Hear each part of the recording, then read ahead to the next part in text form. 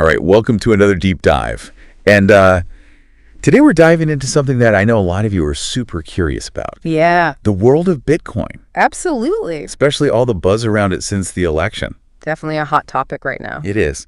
So we've got this really interesting article from Cavaliers Nation about Tristan Thompson. Oh, yeah. And he seems super stoked about Bitcoin hitting this huge new price point. Yeah, he's pretty excited. Yeah. And then we've got this this little snippet that references a piece in the Wall Street Journal Interesting. that kind of links Trump's win over Kamala Harris to this whole Bitcoin surge. Yeah, tying it all together, politics, finance, and a little bit of basketball. Yeah, it's crazy. It's like what is it? A fascinating mix. Yeah, fascinating mix for sure. Definitely. So let's dive in. Let's do it. So first up, we've got Tristan Thompson, NBA champ, Cleveland Cavaliers veteran. Yeah. Celebrating Bitcoin breaking $87,000. Wow. That's That's enough to make anyone do a victory dance, right? Yeah. Definitely a significant milestone for Bitcoin.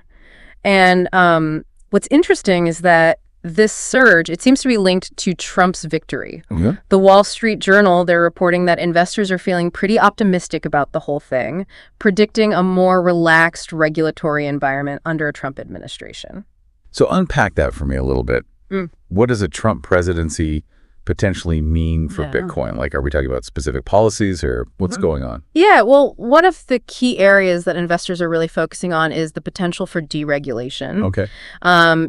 Some believe that Trump might be more open to a decentralized financial system, which could pave the way for wider Bitcoin adoption. So if there are fewer rules and restrictions, then more businesses might be open to accepting it, more people might invest, and that could lead to the value continuing to climb. Exactly. It's all about perception. And right now, there's this sense among some investors that a Trump presidency could create a more favorable environment for Bitcoin to really flourish. Okay.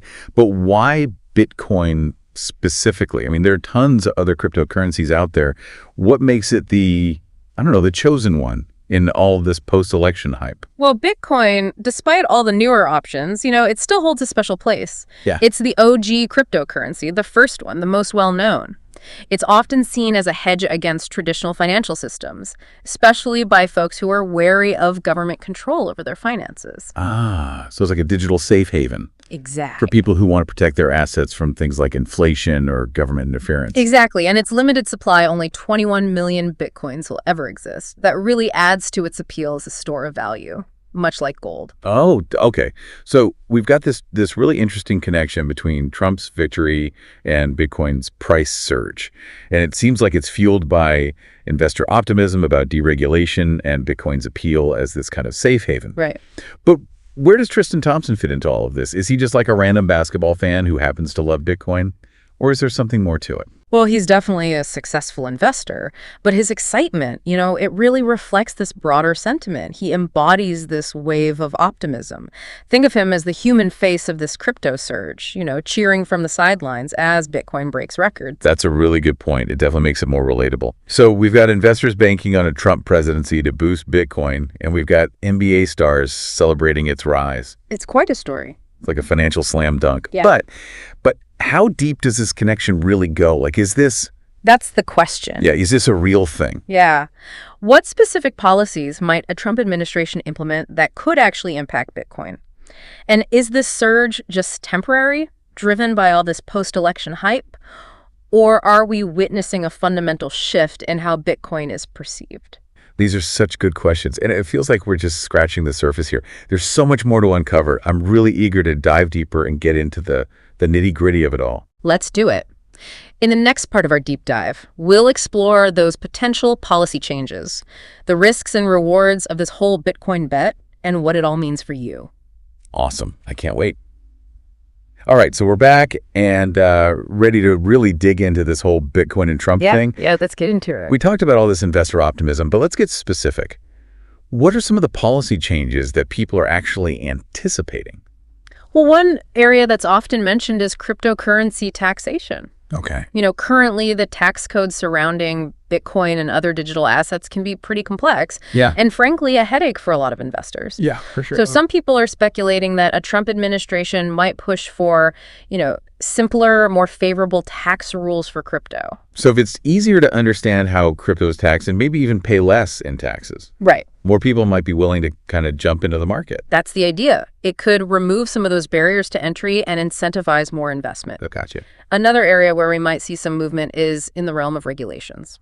Okay. You mean like the rules that govern how Bitcoin can be bought and sold and traded? Exactly. Some of the current regulations are seen as, stifling innovation and hindering the growth of the crypto industry. Okay. And Trump has, in the past, expressed a preference for less government intervention in the markets.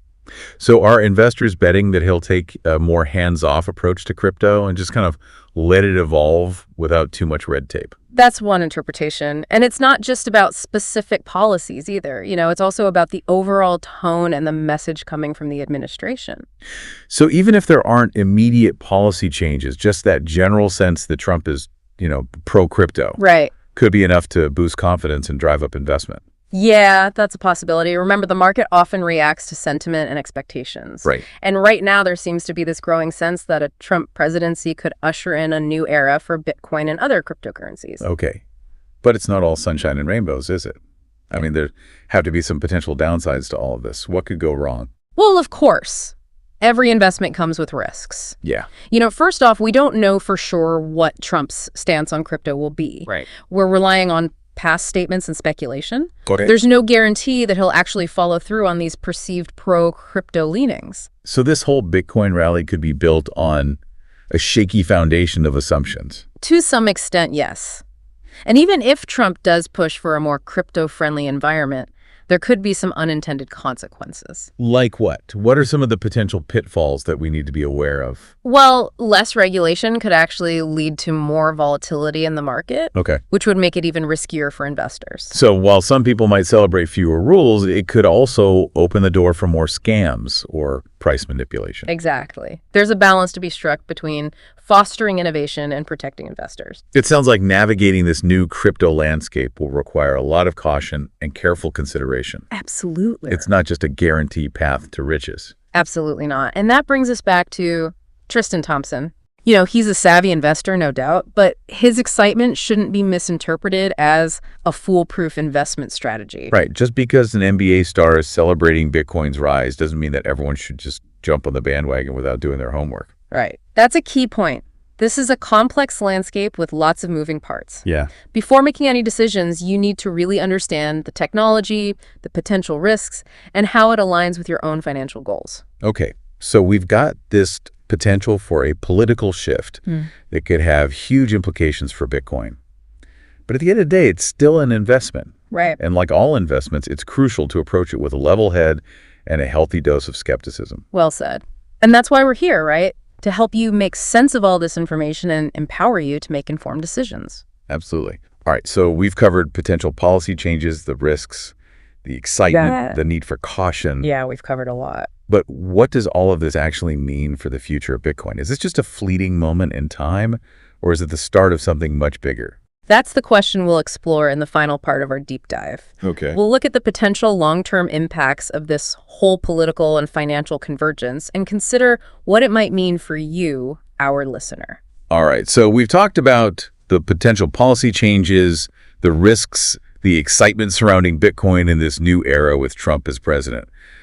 But now let's step into the time machine for a second. Okay. And try to imagine what the future could hold for Bitcoin in this crazy evolving landscape.